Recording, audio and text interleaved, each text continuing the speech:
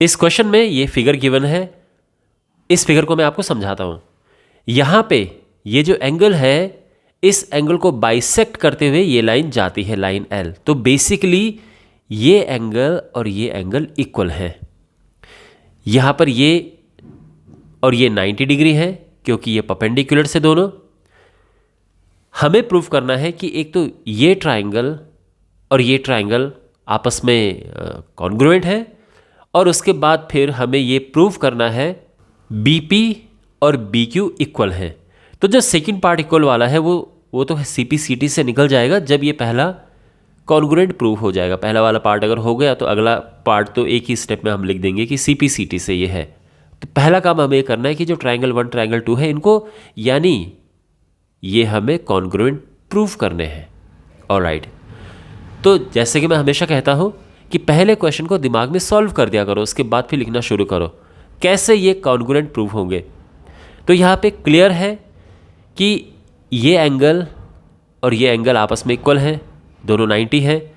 ये एंगल और ये एंगल भी इक्वल हैं क्योंकि इस एंगल को बाइसेक्ट किया गया है, दो बराबर हिस्से किए गए हैं।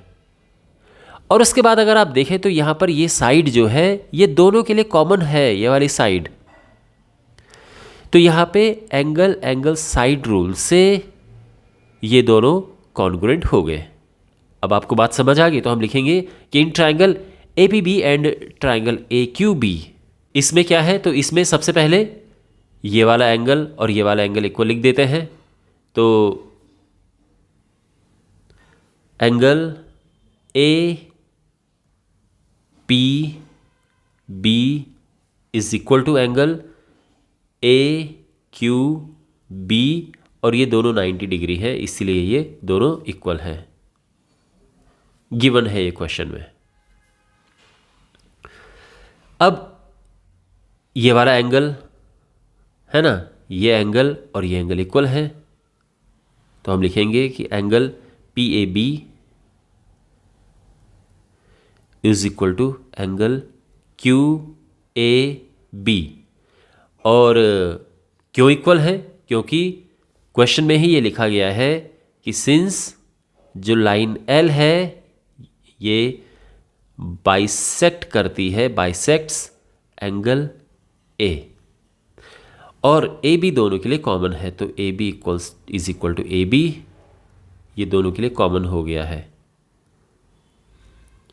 तो यहाँ पे एंगल एंगल साइड रूल से triangle, therefore triangle APB is congruent to triangle AQB।